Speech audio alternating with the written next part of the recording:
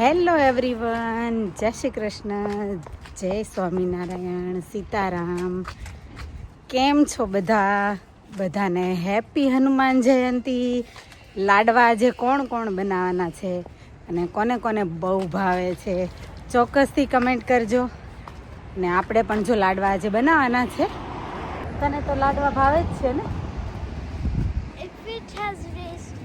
હા, ઓકે. રેઝન્સ તને નથી ભાવતો? ઓકે, તો આપણે રેઝન્સ નહીં નાખીએ, પણ કેશ્યુ ને આલમંડ તો ભાવે ને. હા, તો એ નાખીને આજે છે ને આપણે સરસ લાડવા બનાવવાના છે. અને તમે કોણ કોણ લાડવા બનાવવાના છો ચોક્કસથી કહેજો. તો હરલીનનું કહેવું એમ છે કે હનુમાન દાદા બોર્ન થયા હતા.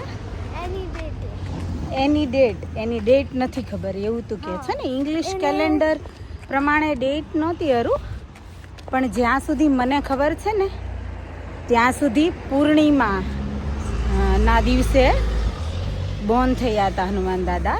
જો હું રોંગ હોય તો મને કમેન્ટ કરીને પ્લીઝ કરેક્ટ કરજો. જ્યાં સુધી મને ખબર છે ત્યાં સુધી પૂર્ણિમાના દિવસે બોર્ન થયા હતા. પણ કેલેન્ડરમાં છે ને હા, એ ડેટ કેવું બધું નથી લખ્યું. ખાલી આપણું ગુજરાતી કેલેન્ડર છે ને એકાદશી, નવમી, ગૌરી પૂર્ણિમા ને એવું બધું લખેલું હતું. હા, એટલે એમાં શું હોય ખબર હતું? આપણું જે ગુજરાતી કેલેન્ડર હોય ને એના પ્રમાણે આવે હનુમાન જયંતિ. તો આપણે એને એવી રીતે ફોલો કરવાનું હોય. આપણે ઇંગ્લિશ કેલેન્ડર પ્રમાણે ના ફોલો કરવાનું હોય. ગુજરાતી કેલેન્ડર ફોલો કરીએ ને તો પૂર્ણિમા જ્યારે હોય ને ત્યારે આવે હનુમાન જયંતિ. તો બસ આપણે એ ફોલો કરી હનુમાન જયંતિના લાડવા બનાવીને હનુમાન દાદાને ધરાવવાના હોય. અને આપણે હનુમાન ચાલીસા પણ બોલવાની હોય. તો મે બી આપણે છે ને સાંજે ડેડી આવે ને ત્યારે હનુમાન ચાલીસા પણ કરશું. જો મેં અહીંયા છે ને લાડવાનું કામકાજ ચાલુ કરી દીધું છે. અહીંયા છે ને આવી રીતે જો મેં મુઠિયા જેવું બનાવીને પછી છે ને તળી નાખ્યું. અને હવે હું આને છે ને મિક્સરમાં ક્રશ કરી પછી આપણે બરાબર ભૂકો કરીને એની અંદર બધું એડ કરી દઈશું. અને ઘણા લોકોએ છે ને આજે કરી છે હનુમાન જયંતિ, ઘણા લોકોએ કાલે કરી છે. તો કોઈએ કાલે લાડવા બનાવ્યા, કોઈએ આજે. મેં આજે કરી અને મને છે ને હું કન્ફ્યુઝ હતી. કાલે જોબ ઉપર જવાનું હતું ને તો મને પછી એવું થયું કે આજે હશે કે કાલે, કેમ કે કોઈએ મને કીધું કે આજે છે. અને હું જ્યારે લાસ્ટ ટાઈમ લેસ્ટર ગઈ હતી ને તો ત્યાં હનુમાન દાદાનું આપણે મંદિરે ગયા, ત્યાં મેં લખેલું જોયું હતું, ત્યાં બીજી તારીખનું હતું. તો મેં છે ને લાડવા બનાવવાનો પ્લાન આજનો કરી રાખ્યો હતો. તો આપણે કાલ તો જોબ હતી તો આપણે કંઈ તૈયારી કરી નહોતી, પણ આજે હતી તો સારું થયું વળી. કેમ કે આજે જો આપણે લાડવા બનાવવાનો ચાન્સ મળી ગયો. નહીંતર કાલે અચાનક ખબર પડી તો મને એવું થયું કે યાર આજે હનુમાન જયંતિ હતી, મેં લાડવા બનાવ્યા ને જોબ પર નીકળી ગઈ એવું થયું. પણ ચલો, હનુમાન દાદાએ છે ને આપણને એક ચાન્સ આપી દીધો કે આજે પણ ઘણાએ કરી છે. તો ઘણા લોકો છે ને આવી રીતે તળીને પછી કેવું કે એને મિક્સરમાં ક્રશ કરીને એવી રીતે લાડવા કરે. ઘણા લોકો ભાખરી ડાયરેક્ટ બનાવીને એનો ભૂકો કરીને એવી રીતે કરે, એ બી કરે. પણ મને એવું લાગે કે આપણે જે આવી રીતે તળીએ ને અને પછી આપણે કરીએ ને ભૂકો કરીને, એ થોડા વધારે મીઠા લાગે. અને ગોળમાં તો ઓબ્વિયસલી ગોળમાં આપણે કરીએ એ ટેસ્ટી જ બને. અને તમે લોકો કઈ રીતે બનાવો? ડાયરેક્ટ ભાખરી કરીને એવી રીતે કરો કે પછી થોડા આવી રીતે ભાખરીના લોટના મુઠિયા કરીને પછી કરો? આપણે તો કેવું મમ્મીની લોકો છે ને, મારે કેવું હતું કે અમે લોકો જ્યારે નાના હતા ને ત્યારે મમ્મીને એ લોકો અમારા ગામડે છે ને ત્યારે તો એ ટાઈમે મિક્સર નહોતું ને તો કેવું કે આપણે ખબર આટલો મોટો જે છાવણો આવે, જેને ખબર નહીં બધા શું કહેતા હોય, પણ એ છાવણાથી પહેલાં તો આવી રીતે મુઠિયા તળેલા હોય એને થોડા ઠંડા થોડા થવા દે કે લાઈક એટલીસ્ટ આપણો હાથ ના બળે એવી રીતે. પછી એને ઘસીને પાવડર કરે અને પછી એ પાવડર જે બને લોટનો ભૂકો થાય એમાંથી લાડવા કરે. તે તો બહુ ટાઈમ લાગતો. લકીલી કે સારું છે કે હવે આપણે એવું નથી કરવું પડતું, મિક્સરમાં કરી દઈએ એટલે ઇઝીલી થઈ જાય. અને તમે લોકો કેવી રીતે આવી રીતે તળીને કરો કે પછી ડાયરેક્ટ ભાખરીનો ભૂકો કરીને એવી રીતે કરો? તો ચોક્કસથી કમેન્ટમાં કહેજો. આઈ નો આપણે જેવો ટાઈમ હોય આપણે એવી રીતે મેનેજ કરીએ, પણ જો મારી પાસે આજે ઓફ છે તો ટાઈમ છે તો મેં આવી રીતે કરી દીધા. આપણે જો અહીંયા મુઠિયાનો પાવડર બનાવી દીધો અને છે ને હરલીનને મૂકવાનો પણ ટાઈમ થઈ ગયો હતો, પણ કામ થોડું આપણું ઇઝી થઈ ગયું કેમ કે મિલનભાઈ આવતા હતા ને તો આપણે ચાલીને જવું ના પડ્યું કરાટેમાં મૂકવા માટે.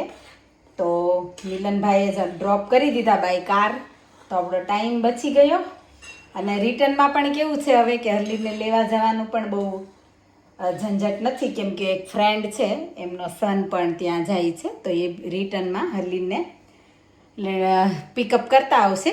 તો અહીંયાથી જ નીકળવાના છે. તો આપણે જો અગેન આપણું મિશન ચાલુ કરી દીધું. અહીંયા છે ને સરસ મજાનો જો આપણે ગોળે તેમ ઘીમાં ગરમ કરી લીધો છે.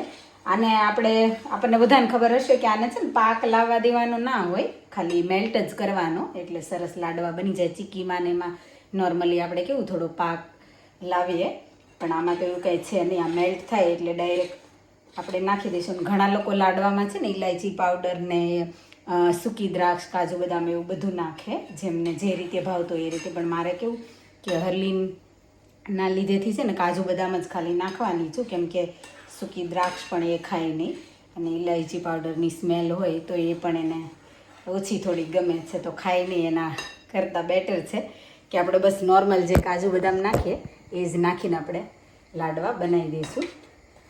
અને જો એક બાજુ આપણે છે ને કુકર એ મૂકી દીધું છે મગના શાકનું. હમણાંથી છે ને બટેટાનું શાક ઘણું ખવાતું હતું, તો આજે લાડવા જોડે છે ને રસાવાળું બટેટાનું શાક એ બહુ મીઠું લાગે. પણ આજે વિચાર્યું કે બટેટાનું શાક હજી પરમ દિવસે જ બનાવ્યું હતું, તો મગનું શાક કરી નાખીએ. તો જો આજે લાડવા જોડે છે મગનું શાક. અને જો અહીંયા અમારો નીતુ બી આવી ગયો છે લાડવા જમવા માટે. કેમ નીતુ, લાડવા ભાવે છે બેટા? હે નીતુ તો 2 દિવસ લાડવા ખાશે. કેમ નીતુ, તે કાલે મમ્મીએ બનાવ્યા હતા ને લાડવા, વસુધાએ લાડવા કાલે બનાવ્યા હતા, તો એણે પણ મોકલ્યા હતા. અને નીતુ આજે બી લાડવા ખાશે ને કાલે બી. તને ભાવશે ને નીતુ? વાંધો નહીં આવે ને કે તને શાક જોડે ભાખરી ખાવી? લાડવા? હા જો ચાલો, એને ભાવશે એટલે વાંધો નથી આપણે. ને અહીંયા જો આપણા સરસ મજાના લાડવા બનીને રેડી થઈ ગયા છે. અને જો લાડવાનું નામ પડ્યું ને ત્યાં જ અમારે નીતુ આવી ગયો છે. નીતુને ખાલી જોવા છે એવું કહે છે. જો જોઈ લે બેટા, કેવા છે, નાઈસ છે લુક વાઇઝ, હે ટેસ્ટી બી છે. ઓકે, આપણે શું કરીએ ખબર, હમણાં હનુમાન દાદાને લાડવો ધરાઈ દઈએ ને પછી તું ખાઈ લે. યા હા, તો જો આપણા લાડવા, મગનું શાક, મગના શાક જોડે થોડા રાઈસ બનાવ્યા છે અને રોટલી, બધું રેડી થઈ ગયું છે. અને અહીંયા જો આપણે ભગવાનની પ્લેટે રેડી કરી દીધી છે હનુમાન દાદાની. લાડવા, રાઈસ, શાક, રોટી બધું જ.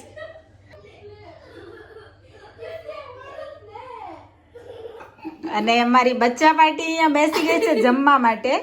તમને લોકો હસવાનું જ છે કે જમવાનું છે? હા તો જમવા માંડો, ચાલો ફટાફટ. લાડવા બધાના ફેવરિટ છે ને? હે તો ચાલો જમી લ્યો. ઓકે ફટાફટ. બહુ લાડવો ભાવે છે ને? આપણે જો કાલથી જવાનું છે જોબ પર, પણ ટ્રેનનો પ્રોબ્લેમ છે. ઓલરેડી ચેક કર્યું તો ખબર પડી કે ટ્રેન ગુડ સર્વિસમાં છે નહીં.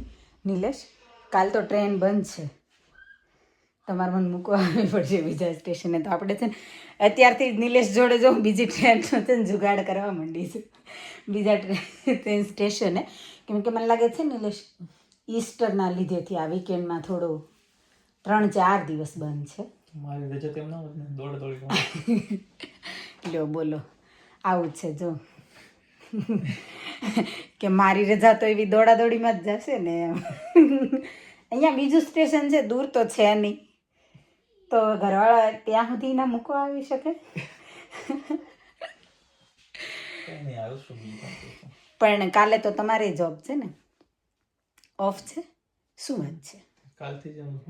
હા લ્યો બોલો, આ સારું કહેવાય. આપણે એવી કોઈ પ્રોફેશનલ જોબ નહીં કરતા કે આપણે છે ને આવી બધી રજા આવે. જો ઓફિસ વર્ક કરતા હોય ને એ લોકોને સારું આવી બધી ઓફ મળે, પણ આપણે તો મેઇનલી જ્યારે વીકેન્ડમાં આપણને ઓફ જોતી હોય ને ત્યારે વીકેન્ડમાં તો મળે જ નહીં ક્યારેય. બ્યુટી ફિલ્ડમાં તો વીકેન્ડમાં છે ને ઓફ મળવી બહુ મુશ્કેલ.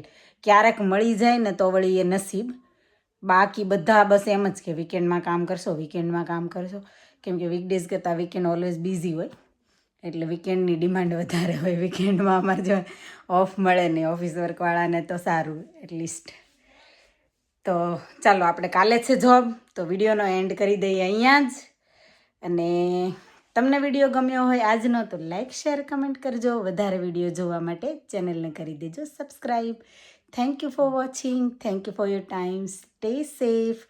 Look after your self. મળીએ આપણે નવા વિડીયોમાં. બાય.